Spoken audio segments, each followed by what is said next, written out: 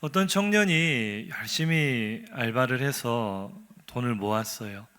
힘들게 모은 전 재산 800만 원을 친한 동생이 급히 돈이 필요하다 그래서 빌려줬어요.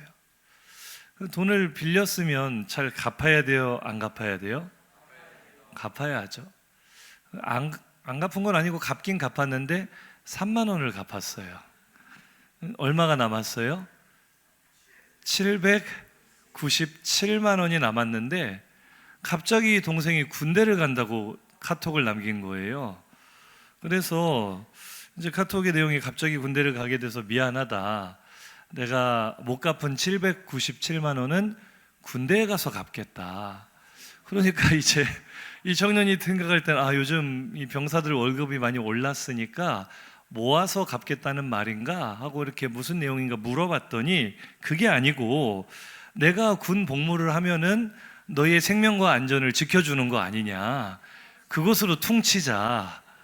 하루에 5만 원씩 깎아서 갚은 걸로 하자. 이러면 돼요, 안 돼요?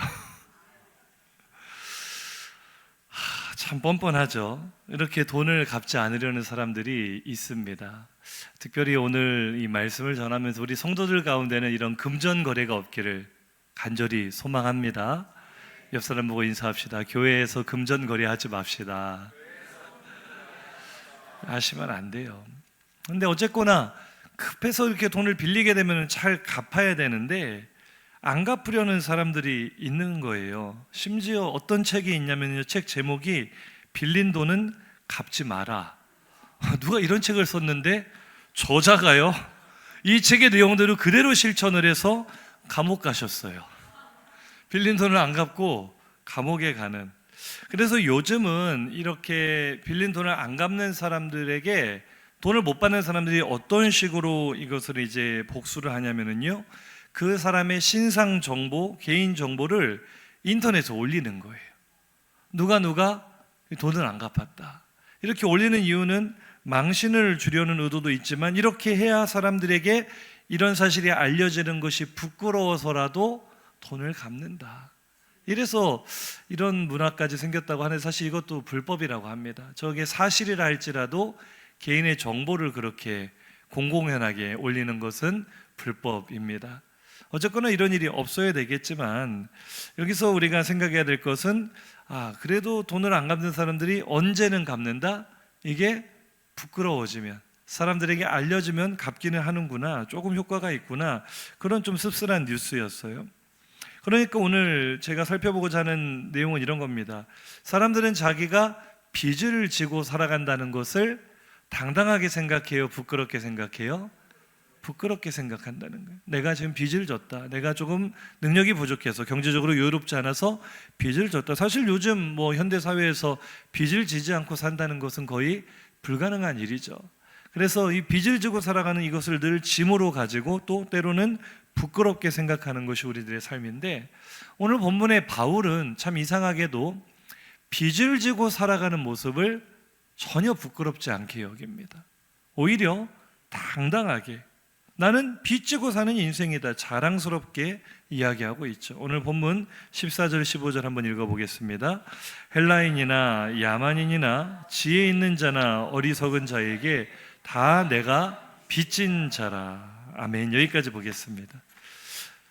그래서 이 바울이 나는 모든 사람에게 다 빚진 자다라고 말을 하면서 그 빚이 어떤 빚이냐, 내가 다 빚을 지고 모든 사람에게 빚을 진 사람인데 그 빚을 갚기 위해 마지막 구절 보면 뭐 하기를 원한다 그래요?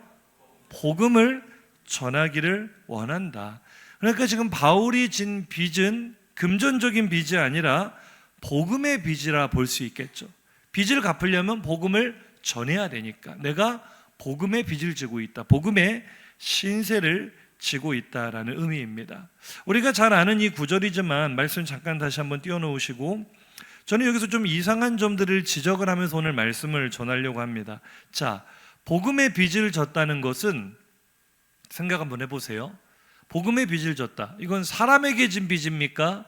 주님께 진 빚입니까? 주님께 빚을 졌죠. 복음은 주님의 이야기니까요. 예수님께 빚을 졌는데 바울은 지금 뭐라고 말해요? 내가 예수님께 빚진 자다라고 말하지 않고 헬라인이든 뭐 야만인이든 지혜가 있는 자든 없는 자든 모든 사람에게 내가 빚을 졌다. 복음은 누가 주셨는데? 주님이 주셨는데, 예수님이 주셨는데, 하나님이 주셨는데, 오히려 바울은 누구에게 빚을 졌다 그래요? 하나님이 아니라 사람들에게 빚을 졌다. 이게 무슨 의미인가를 좀 우리가 생각을 해봐야 돼요. 오늘 아마 말미에 가면 이것이 좀 해결이 될 것 같고요. 또 한 가지 의문은요, 바울은 왜 내가 빚을 졌다는 사실을 부끄러워하지 않는가? 오히려 당당해 하는가? 이 두 가지 질문을 중심으로 오늘 말씀을 좀 생각해 보려고 합니다. 먼저 이 로마서의 배경을 한번 살펴보려고 하는데요. 지도를 따라서 우리 바울의 3차 전도 여행을 한번 가보도록 하겠습니다. 안디옥 교회에서 출발을 해요. 저 아래에 있는 건 예루살렘 교회고, 안디옥 교회에서 먼저 이제 쭉 한번 가봅시다. 바로바로 쭉쭉 눌러주세요. 육로를 통해 지금 이제 소아시아, 지금의 터키 지역으로 가고 있는 거예요. 이게 지금 바울이 1차 전도여행을 했던, 여기서 멈춰주세요.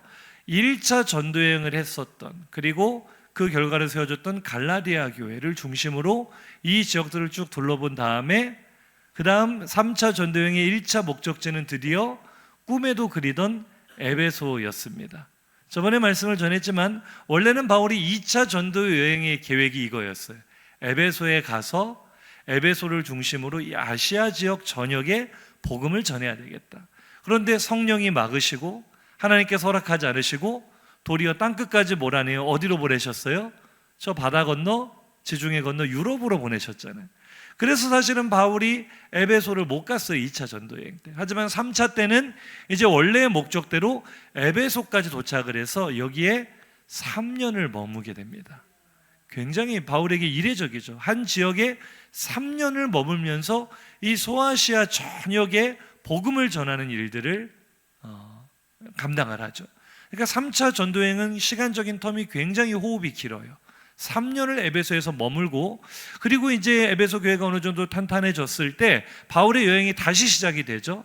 3년 후에 다시 이어지는 여정은 1차 선교여행, 전도여행의 지역들은 다 돌아봤으니까 이제 2차 전도여행 때 세웠던 유럽 지역의 교회들을 살펴봐야 되겠다. 그래서 건너갑니다. 가서 화살표 한번 출발해보죠. 원래 갔던 대로 이제 계속 넘어가서 쭉쭉 넘어가서 이제 유럽으로 지나가서 빌립보 교회, 데살로니가 교회, 고린도 교회까지. 자, 여기까지가 이제 3차 전도 여행의 최종 목적지예요. 에베소에서 3년을 머물렀고, 그 다음 이제 이 유럽 2차 선교 여행의 교회들을 둘러본다는 것은 두 가지 목적이 있죠. 교회들이 든든하게 잘 세워져 있는가를 점검하는 목적이 하나가 있었고, 또 하나는 바울이 에베소에 3년 동안 머무는 동안 예루살렘 교회에서 지금 기근이 일어나 교회가 매우 어렵다라는 소식을 들었어요. 예루살렘 교회가 지금 버티기 힘들다, 재정적으로 너무 어렵다, 이런 소식을 들었을 때 바울은 우리는 하나님 안에 한 교회다. 예루살렘 교회가 어렵다면 뒤늦게 세워진 교회들이지만 우리가 저 교회를 돕자라는 권면을 통해 특별 구제 헌금을 모금하기를 원했던 거예요. 그래서 유럽 지역의 교회들을 쭉 돌아보며 특별 구제 헌금이 연보가 바울에게로 주어졌고, 바울은 이제 이것을 예루살렘 교회에 전달하는 것까지가 이제 3차 전도여행의 마지막 목적이 되는 거죠. 그래서 이 고린도에서 3개월을 머물게 됩니다. 이때가 겨울이었기 때문에 지중해는 겨울에는 배를 띄울 수 없어요. 겨울이 지나도록 3개월을 고린도에 머물면서 이제 여러 서신들을 쓰게 되는데, 이때 바울에게 들려온 소식이 바로 저 지중해 이제 우리 지도상으로 보는 서쪽에 있는 로마에 있는 교회 이야기였죠. 자, 여기까지 보면 이제 쭉 화살표 쭉 계속 그냥 넘어가세요. 바울이 결국 고린도에서 3개월 후에는 왔던 역순으로 해서 예루살렘으로 돌아오게 되거든요. 물론 마지막에는 이제 육상이 아니라 해상으로 배를 타고 와서 이제 마지막 클릭하시면 여기서 체포를 당하게 되는 것까지가, 예루살렘까지 와서 체포를 당하게 되는 것까지 마지막 한 번 더 클릭해 주세요. 여기까지가 마지막 3차 전도여행의 마무리가 되죠. 그래서 우리가 지금 생각할 것은 저 고린도에서 머물렀던 마지막 3개월 동안에 있었던 일이에요. 자, 이 바울의 3차 전도여행 코스를 보면 바울은 로마 근처라도 갔어요, 안 갔어요? 로마 근처를 가본 적이 없어요. 물론 마음에는 로마로 가고 싶은 마음은 간절해요. 하지만 이 특별 구제헌금을 전달해야 되니까 마음과는 반대로 예루살렘을 향해 가고 결국 거기서 체포가 돼서 죄수의 신분으로 다시 로마로 가기는 하지만 어쨌거나 바울이 지금 고린도에 머물렀던 3개월 이 여간에 바울은 태어나서 한 번도 로마를 가본 적이 없습니다. 로마 교회는 그러니까 바울이 세운 교회가 아니에요. 아마도 사도행전 초반에 그 스데바네일로 박해를 받은 성도들이 흩어지잖아요. 디아스포라들이 흩어질 때 로마까지 흩어진 유대인들이 거기서 예수 그리스도의 복음을 전했던 것 같고 그 복음이 심겨지고 자생적으로 자라난 것 같아요. 그래서 바울이 한 번도 가지 않았던 그곳에 교회가 생겼고 교회 공동체가 형성이 되어서 믿음 생활을 잘하고 있다는 소식이 바울에게 전달이 됐어요. 물론 그 교회의 문제점들도 바울에게 소식이 전해졌을 때 바울은 이제 문제점은 어차피 편지에 쓸 거니까 그 소식을 듣고 너무나 감사한 마음으로 편지를 쓰게 됩니다. 그 편지가 바로 오늘 우리가 읽었던 로마서가 되는 거죠. 그래서 로마서 1장 8절을 보면 한번 읽어보실까요? 먼저 내가 예수 그리스도로 말미암아 너희 모든 사람에 관하여 내 하나님께 감사함은 너희 믿음이 온 세상에 전파됨이로다. 아멘. 바울의 입장에서는 얼마나 기쁘고 감사하겠어요. 자기가 교회 하나를 세우려면 목숨 걸고 죽음을 각오하고 사람들을 전도해서 또 가르치고 또 전도하고 교회 하나 세우기가 얼마나 힘든데 겨우 이제 그리스 또 고린도 아가야 지역 여기 겨우 교회 몇 개 세운 게 단데 로마는 내가 가지도 않았는데 교회가 세워졌다는 소문이 또 그 교회가 아름답게 살아간다는 소문이 온 세상에 전해지고 내 귀에까지 들어왔으니 나는 너무도 기쁘고 감사하다. 이렇게 편지의 내용이 시작이 되는 거죠. 그런데 이제 이 바울이 이 기쁨과 감사에 더불어 이제 로마서 서론 부분에 이제 내가 너희를 곧 찾아갈 거다. 내가 로마에 방문을 하게 될 거다. 왜냐하면 로마는 당시 세상의 중심이었고 바울의 시선은 땅 끝을 보고 있거든요. 그 당시 땅의 끝은 유럽의 서쪽 끝, 지금의 이베리아 반도, 스페인과 포르투갈이 있는 바로 거기가 땅 끝이었습니다. 그래서 바울의 소원은 서바나라고 성경에 기록된 그곳이 오늘날의 스페인이에요. 내가 스페인까지 가야 되겠다. 스페인을 가기 위해서는 나를 뒤에서 후원하고 지지해 줄 교회가 필요한데 로마 교회가 그 역할을 감당해 주면 좋겠다.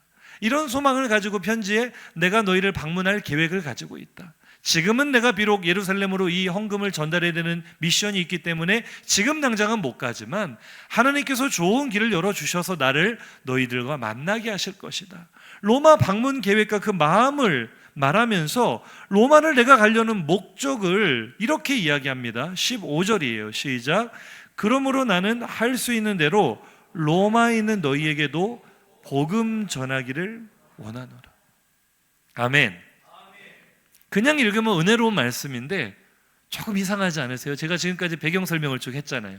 자, 로마가 바울이 처음 빌립보에 갔을 때처럼 처음 고린도에 갔을 때처럼 교회도 없고 예수 믿는 사람도 없고 그런 곳이라면 내가 속히 로마에 가서 복음을 전하겠다 이 말이 맞죠. 그런데 지금 제가 설명을 다 했잖아요. 로마에는 이미 뭐가 세워져 있어요? 로마 사람들이 이미 뭘 들었어요? 복음을 들었어요. 복음을 들은 사람들이 은혜를 받아 공동체를 이루었고 교회가 이미 세워졌단 말이에요. 그런데 바울이 로마를 가면서 내가 너희에게 할 수 있는 대로 너희에게 복음을 전하기를 원한다. 좀 이상하세요? 안 이상하세요? 굉장히 이상하고 어색한 구절이에요. 왜 이미 교회가 세워진 그 지역에 바울은 또 복음을 전해야 되는가? 어려운 문제죠. 이미 복음을 듣고 교회가 세워졌는데 또 복음을 전해야만 하는가? 그런데 여기에 대한 해답은요, 바로 이어지는 16절에 바울의 고백 속에서 우리가 그 힌트를 발견할 수 있습니다. 바울이 지금 복음을 전하겠다는 말은 무슨 의미인가? 16절 로마서 전체의 주제가 되는 말씀입니다. 시작. 내가 복음을 부끄러워하지 아니하노니 이 복음은 모든 믿는 자에게 구원을 주시는 하나님의 능력이 됨이라. 먼저는 유대인에게요 그리고 헬라인에게로다. 아멘. 자, 바울이 지금까지는 감사의 인사, 그들을 칭찬하고 격려하는 말, 그리고 내가 곧 너에게 갈 거다라는 앞으로의 계획, 이런 이야기를 쭉 하다가 16절이 로마서 전체의 주제거든요. 16절, 17절이 로마서를 압축한 주제 말씀이에요. 그런데 갑자기 내용이 확 전환이 돼요. 지금까지는 칭찬, 격려, 앞으로의 방문 계획. 그런데 갑자기 복음을 부끄러워하지 않는다. 갑자기 내용이 급 전환이 돼요. 좀 뜬금없는 이야기 아닙니까? 누가 복음을 부끄러워한다 했어요. 바울 혼자 갑자기 요즘 젊은이들 말로 급발진을 하는 거예요. 나는 복음이 부끄럽지 않다. 무슨 얘기입니까? 이 말 속에 바울이 지금 로마 교회를 방문하려는 목적이 담겨 있는 거예요. 바울이 지금 이미 교회가 세워진 그곳에 내가 복음을 전하려 하노라 말하는 이유가 여기 숨겨져 있는 거예요. 무슨 얘기입니까? 바울이 전해들은 내용에 의하면 바울이 느낄 때 로마 교회가 비록 세워졌지만 그 안에 복음을 부끄러워하는 사람들이 많다고 느껴졌던 것 같아요. 복음이 무엇입니까? 이제 우리 복음에 대해 한번 생각해 보겠습니다. 복음이라는 것은 죽을 수밖에 없는 죄인, 나와 같은 죄인을 구원하시기 위해 하나님께서 독생자를 메시아로, 구원자로 보내주셨다는, 나를 구원하신 기쁜 소식이 바로 복음입니다. 아멘이십니까? 조금 더 구체적으로 들여다보면 복음은 내 생명을 구하기 위해, 나를 사망에서 생명으로 옮기기 위해 예수 그리스도께서 대신 죽으셨다, 대신 사망에 들어가셨다. 더 쉽게 이야기하면 예수께서 죽기까지 낮아지셨다라는 순종과 희생의 이야기가 바로 복음입니다. 아멘이세요? 그런데 이 예수님의 낮아지신 이야기가 당시 로마 교회 성도들에게, 당시 세계를 살아가던 많은 사람들에게는 부끄러운 이야기가 됐다는 거예요. 무슨 얘기인지 고린도전서 1장 23절을 읽어봅니다. 시작. 우리는 십자가에 못 박힌 그리스도를 전하니 유대인에게는 거리끼는 것이요 이방인에게는 미련한 것이로되. 예수께서 나를 대신해 십자가에 달렸다는 이 소식이 로마 교회를 구성하고 있는 유대인이든 이방인, 로마인이든 양쪽 모두가 받아들이기 어려운 장벽이 있었다는 거예요. 왜 그래야 되는데? 왜 그게 복음인데? 왜 꼭 그렇게 해야만 되는데? 라고 큰 물음표 하나가 남겨지는 복음의 핵심이 무엇이냐? 예수께서 십자가에 달려 죽으셨다. 이것이 유대인에게는 굉장히 꺼리껴지는 일이었습니다. 무슨 얘기입니까? 유대인들은 율법을 굳게 믿는 사람들이죠. 율법에 뭐라고 써 있습니까? 나무에 달려 죽은 자마다 하나님께 저주를 받은 자라 했습니다. 십자가는 뭘로 되어 있죠? 뭘로 만들었죠? 나무로 만들었죠. 예수님이 십자가에 달려 죽으셨다는 것은 유대인의 율법의 관점으로 볼 때 하나님께 저주를 받아 죽은 것입니다. 그런 유대인들이 받아들일 때 이 복음이 걸리는 거예요. 어떻게 하나님께 저주를 받아 죽은 예수가 나를 구원할 수 있느냐? 저주받아 실패한 인생이 어떻게 나를 하나님께로 인도할 수 있느냐? 유대인들이 들을 때는 말이 안 되는 거예요. 꺼리껴지는 거예요. 그럼 이방인의 입장은 어떻습니까? 로마인의 관점에서 한번 볼까요? 로마인, 당시 이 로마를 비롯한 이 세계를 지배하는 문화와 사상은 바로 그리스로부터 시작된 헬레니즘 문화입니다.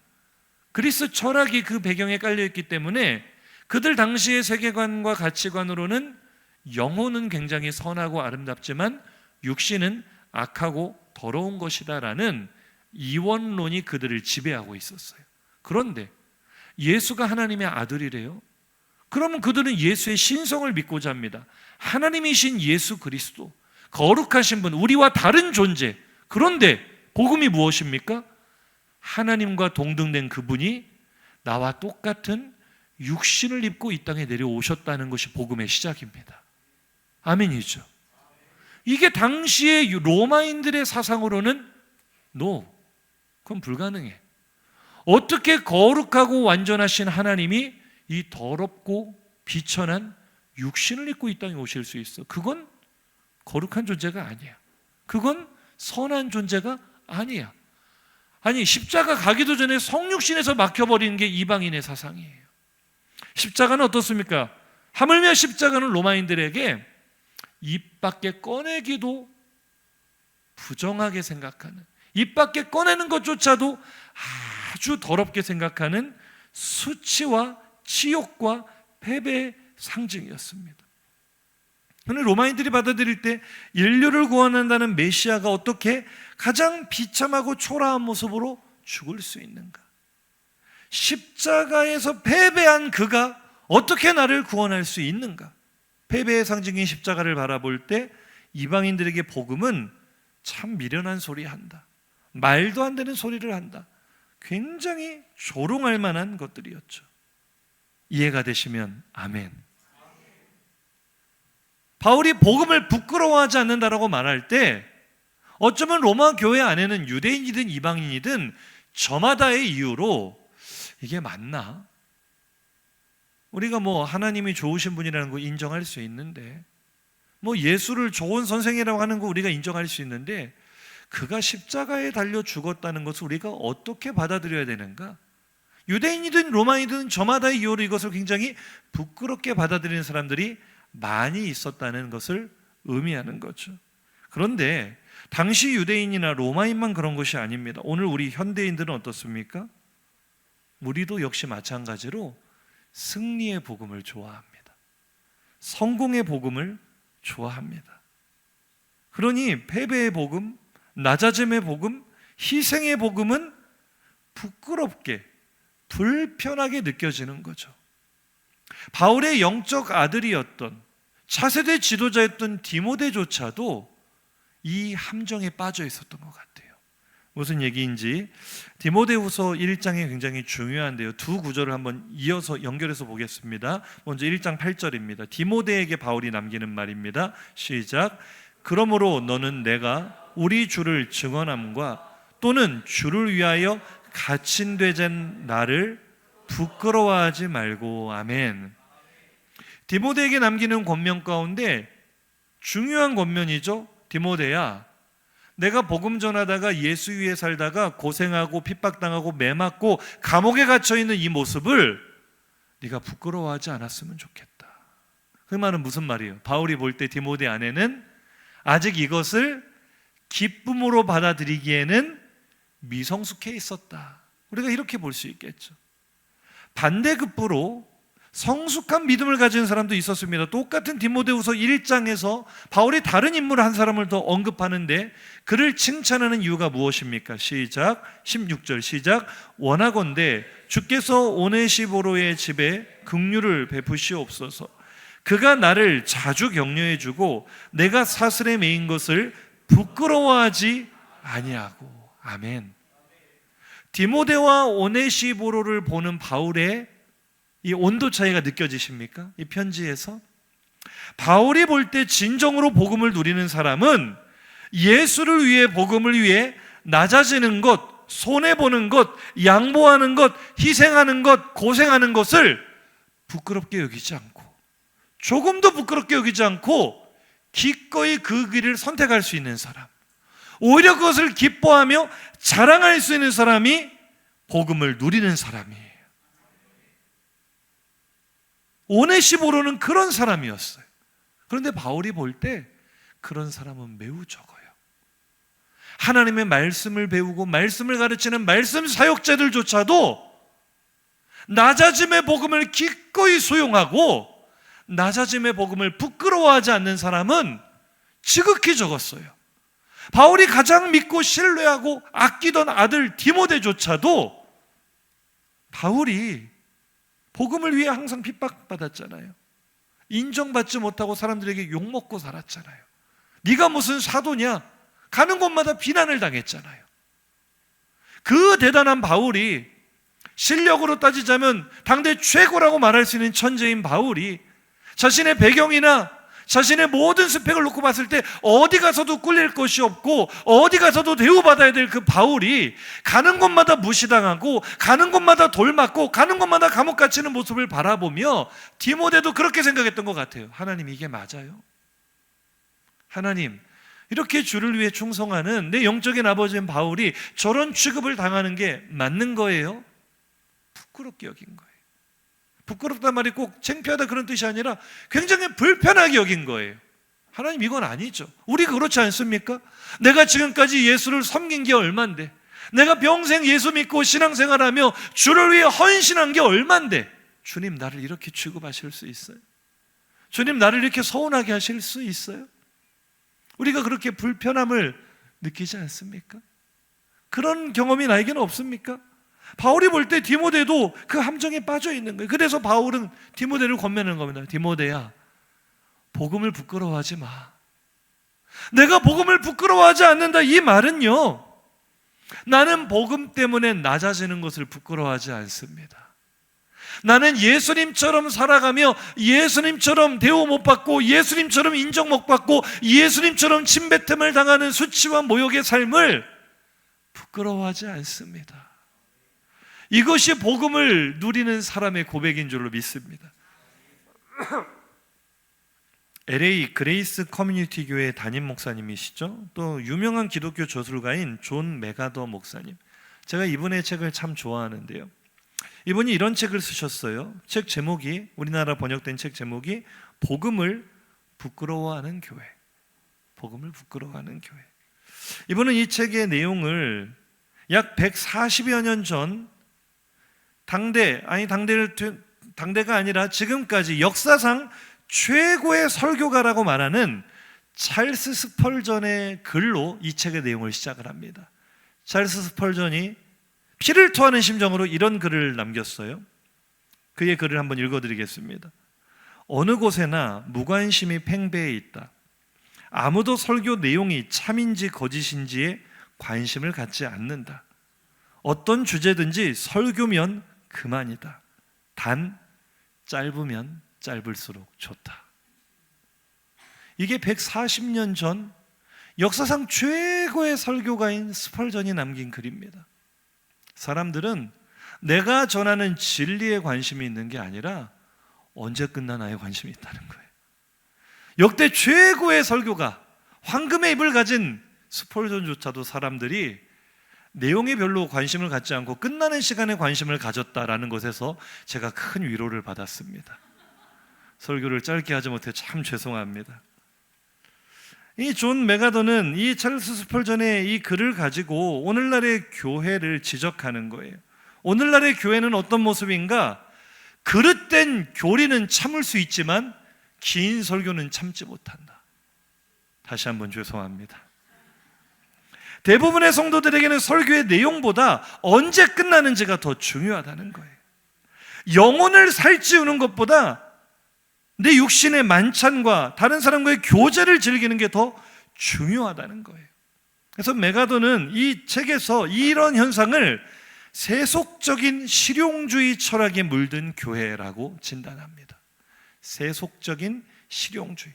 설교도 짧게, 예배도 짧게, 그 다음 우리 좀 실용적으로 필요한 교제나 우리를 즐겁게 하는 일들을 합시다.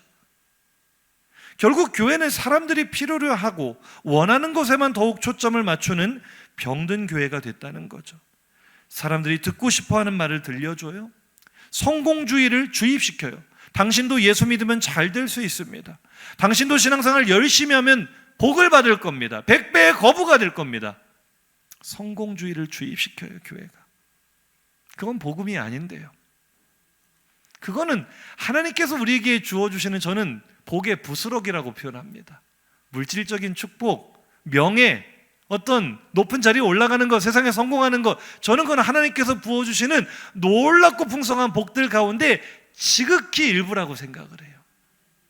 그런데 오늘날 거의 대부분의 교회 강단은 그렇게 말하지 않죠. 마치 그런 복을 받지 못하면 예수를 잘못 믿은 것처럼, 세상에서 잘 되지 않으면 내 신앙에 무슨 문제가 있는 것처럼, 교회 숫자가 폭발적으로 부흥하지 않으면 그 목사의 자질이나 능력에 무슨 문제가 있는 것처럼 그렇게 말을 하죠. 이것이 세속적인 실용주의 철학에 물든 교회라는 것입니다. 생각해보니 참 그런 것 같아요. 교세가 확장되고 사람들이 많이 모이게 될수록 그 방법론을 소개하고 자랑하는 교회는 많이 봤습니다. 이렇게 했더니 교회가 부흥됐습니다. 저렇게 했더니 교회가 크게 성장했습니다. 그런 사람들 많이 봤어요. 그러나 예수님 따라갔더니 손해봤습니다. 말씀대로 순종했더니 많은 것을 포기해야 됐습니다. 이런 이야기를 자랑하는 교회 저는 한 번도 본 적이 없습니다. 더 높은 자리에 올라가고 바라던 소망을 이룬 것을 하나님께서 주신 선물이라고 간증하는 사람들을 많이 봤습니다. 그러나 나는 하나님 말씀 따라 순종했는데요, 원하는 것을 하나도 얻지 못했어요. 내가 지금 아무것도 거두지 못하고 나는 사람들이 실패자라고 말하고 있지만 그럼에도 나는 하나님을 끝까지 따라가는 것을 성공이라고 생각합니다 라고 간증하는 사람 저는 저 말고는 본 적이 없습니다. 남들이 알아주는 엄청난 성과를 거둔 것을 자랑하는 것이 아니라 결과가 어떠하든지 말씀대로 따라가고 있습니다를 자랑하는 것, 이것이 진짜 복음의 메인 사람입니다. 복음은 그런 것입니다. 복음은 예수님처럼 낮아지는 것을 부끄러워하는 것이 아닙니다. 복음은 세상에서 사람들이 알아줄 만한 성과를 거두지 못한 것을 부끄러워하는 것이 아닙니다. 우리 주님도 당대 사람들은 다 실패했다 그랬어요.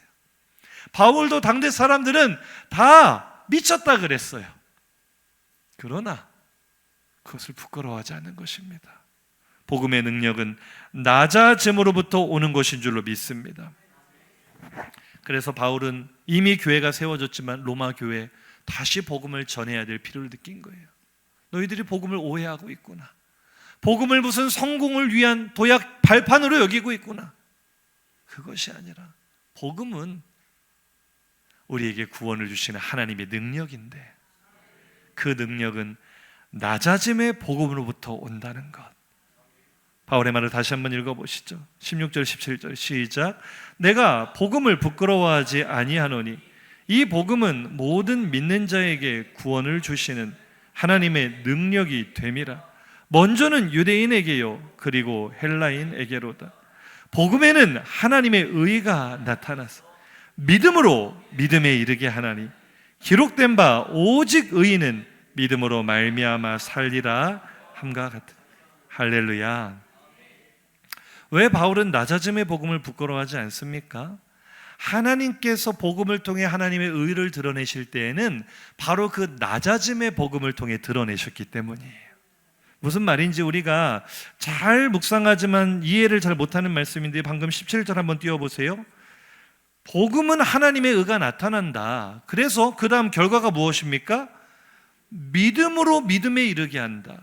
이걸 어떻게 해석하십니까? 원어로 직역해보면 from faith to faith예요. 믿음으로부터 믿음에까지 이르게 된다. 이게 믿음으로부터라고 하면 조금 해석이 잘 안 되는데 바울이 이 말을 할 때는 이게 하박국 2장에 원래 나오는 말씀이거든요. 구약 성경 하박국 2장 4절인데요. 거기서는 히브리어 마소라 사본에 의인은 그의 믿음으로 말미암아 산다. 그의 믿음이라고 번역이 되어 있었는데 이 히브리어 구약 성경을 당대에 사람들이 알아볼 수 있도록 헬라어로 번역을 한 성경 번역본이 70인경입니다. 70명의 학자들이 이 히브리어 구약 성경을 헬라어로 번역하면서 이 하박국 2장 4절을 어떻게 번역을 했냐면 오직 의인은 나의 믿음으로 말미암아 살리라. 여기서 나는 하나님을 뜻하는 거예요. 원래 하박국은 믿는 사람의 그 믿음으로 말미암아 산다라는 의미였던 것 같은데 70인경이 이것을 해석할 때는 뭐라고 번역을 해놨냐면은 의인이 사는 것은 여기서 산다라는 헬라어 단어 자오라는 단어도 생명을 얻었다 그런 산다가 아니라 함께 산다, 누리며 산다, 하나님과 동행하며 산다라는 뜻이에요. 그러니까 의인이 하나님과 동행하여 사는 것은, 그렇게 살 수 있는 것은, 천국을 누리며 살 수 있는 것은, 행복을 누리고 살 수 있는 것은 오직 믿음으로 가능한데 그 믿음이 누구 믿음이냐? 네 믿음이 아니라 하나님의 믿음으로 말미암아 그렇게 된다라고 할 때 이 믿음이라는 피스티스는 믿음이 아니라 성실로 해석이 됩니다. 그러니까 한번 저를 따라해 보실까요? 오직 의인은 하나님의 성실로 말미암아 하나님과 함께 살게 됩니다. 이 의미를 염두에 두면 17절을 다시 한번 이제 읽어보시죠. 시작.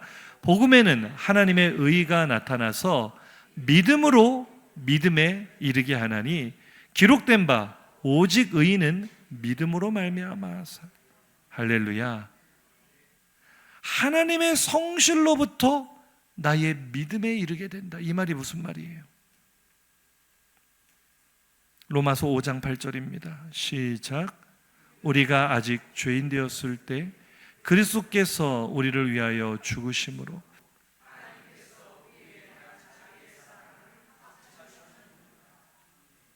의인은 믿음으로 산다고 했을 때 마치 그 믿음을 내가 노력해서 얻은 것으로 착각하지 말라는 거예요. 내가 연구해서 가진 것으로, 소유한 것으로 오해하지 말라는 거예요. 나를 살게 하는 믿음, 나로 천국을 누리게 하는 믿음, 나로 하나님의 자녀가 되게 하는 믿음은 내 노력으로 얻은 것이 아니라 하나님의 낮은 자를 돌아보시는 그분의 긍휼과 자비와 선하심으로부터 내게 주어진 선물이라는 것입니다.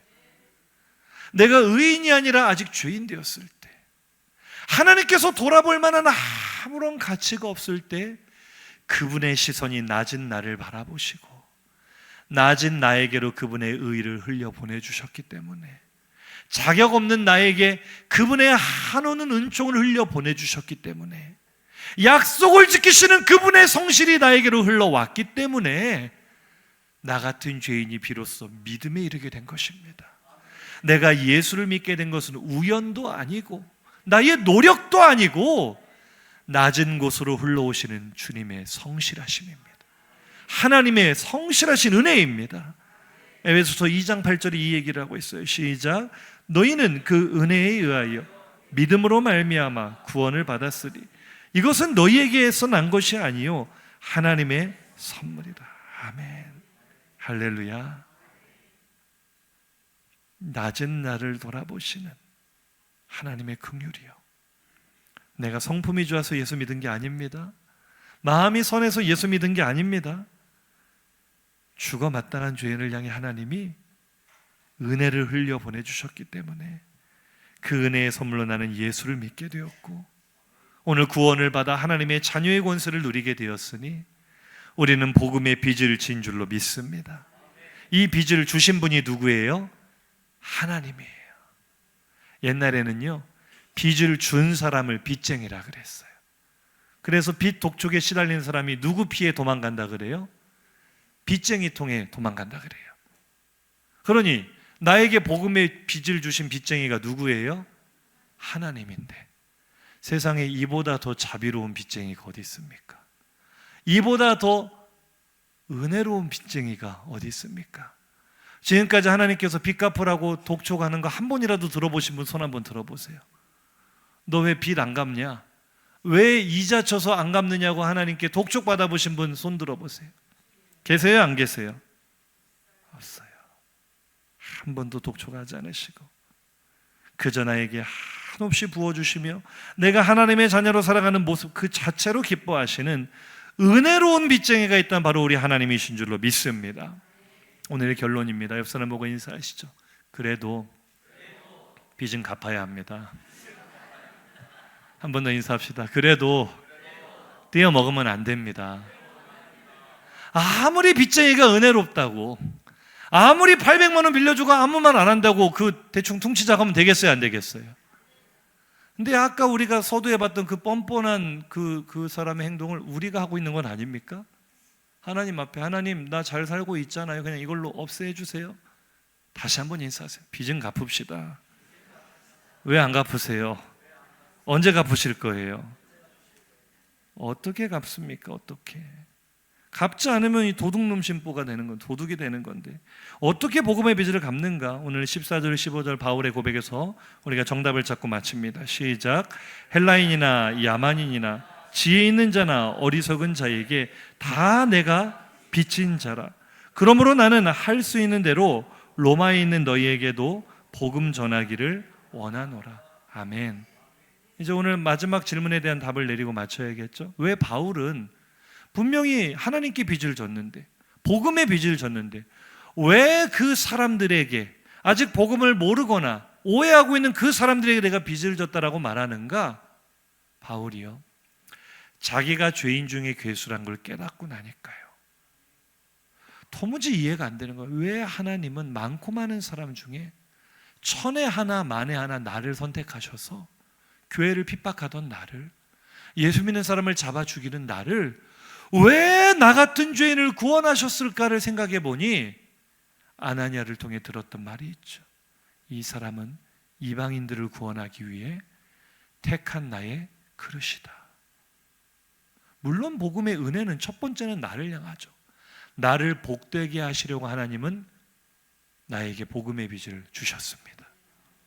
나를 구원하시려고 나를 복음으로 은혜의 선물을 주셨습니다. 그런데 그게 다가 아니에요. 바울이 깨달은 건 그거예요. 하나님이 나를 구원하신 것은 첫 번째로는 나를 복되게 하시고 나를 하나님의 자녀 삼기 위해서였지만, 그 다음 진짜 하나님의 비전은 저 사람들 구원하라고 나를 구원하셨구나. 크게 아멘 하세요. 옆 사람 보고 인사하세요. 당신 구원하라고 나를 구원하셨습니다.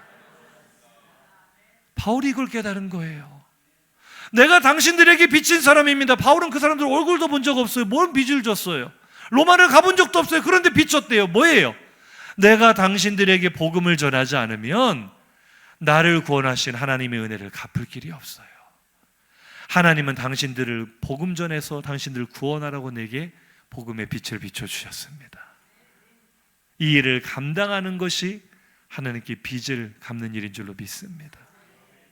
그러니 아직도 내가 전도를 하지 않거나 믿음이 연약한 지체를 돌아보지 않는다면 나는 빚을 갚지 않는 뻔뻔한 사람으로 사는 겁니다. 그 사람 그렇게 방치하는 거는요, 내가 하나님께 진 빚을 입을 씻겠다는 거예요. 하나님이 나를 구원하신 목적을 내가 잊어버리고 살겠다는 거예요. 다시 한번요, 한 번 더 인사하실까요? 그 사람 구원하라고 나를 구원하셨습니다. 나는 복음의 빚진 자입니다. 인정하시면 아멘 하시기 바랍니다. 이 사실을 깨닫고 복음의 빚을 갚는 내가 은혜에 사로잡힌 빚쟁이요, 은혜로운 빚쟁이인 줄로 믿습니다. 요즘은 빚진 사람을 빚쟁이라 하더라고요.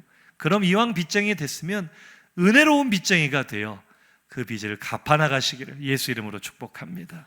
들은 말씀 생각하며 결단의 찬양으로 나가겠습니다. 잘 아시는 찬양인데요, 이 찬양의 가사가 조금 우리 성도들의 마음속에 오늘 깊이 들어왔으면 좋겠습니다. 내가 복음의 빚을 졌다는 것은 어떤 의미일까?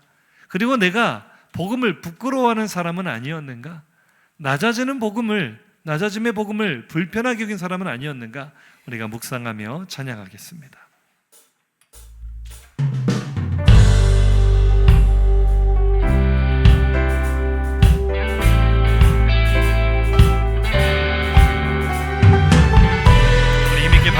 고백할까요? 주님께서 나를 구원하셨습니다. 할렐루야. 죄악에 썩은 내 육신을 주님이 쓰시려 했네. 죽음의 덫에 걸려있는 몸 주님이 쓰시려고 구원하셨어요. 할렐루야. 속죄하는 손 치유하시고 속죄하는 발 치유하셨네. 새 생명을 이 몸 나바쳐 주님의 영광 돌리리. 머물러 치라 내 육신을 주님이 왜 희게 하셨어요? 왜요? 십자가 보여 증거하라고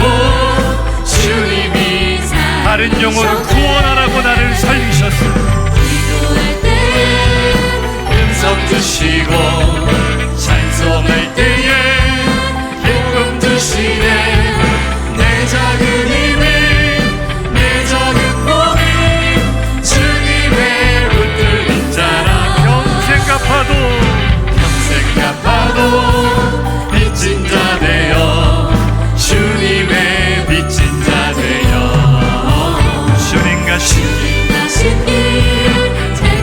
내 모습 너무 부끄러워 눈물만 흘립니다. 생명 주시니 주님이시니 능력 주시니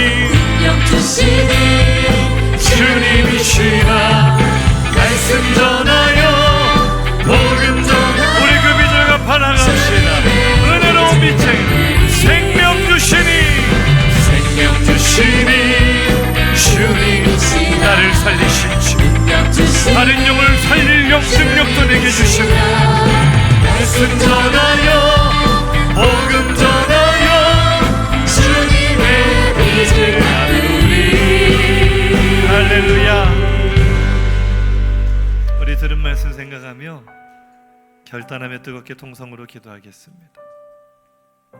복음의 빚을 갚으며 사셨습니까? 주님께 갚아야지라고 생각하면 한도 끝도 없이 미루게 되지만 내 주변의 믿음이 연약한 지체들을 바라볼 때마다 빚진 자의 심령이 살아난다면 우리의 삶의 영향력은 달라질 것입니다. 내 주변에 믿지 않는 가족들과 믿지 않는 이웃들, 동료들을 바라볼 때마다 내가 저들에게 빚을 진 사람이구나. 하나님은 저들을 구원하라고 내게 구원의 능력을, 은혜를 주셨고 생명을 살릴 능력을 주셨는데 내가 저들에게 복음을, 이 능력을 전하지 않는다면 내가 평생 주님께 빚을 갚을 길이 없겠구나. 우리 빚진 자의 심령이 되살아나기를 주의 이름으로 축복합니다. 아울러서 함께 기도하실 것은 우리에게 왜 그런 마음이 일어나지 않습니까? 내가 복음을 부끄러워하고 있기 때문은 아닙니까? 복음을 불편하게 여기고 있기 때문은 아닙니까? 만약에 내가 예수를 믿어서 거부가 됐다면, 내가 교회에 다니면서 사회적으로 세상에서 드러낼 만한 성과를 많이 얻었다면 전도하지 말라고 해도 우리는 할 말이 많을 거예요.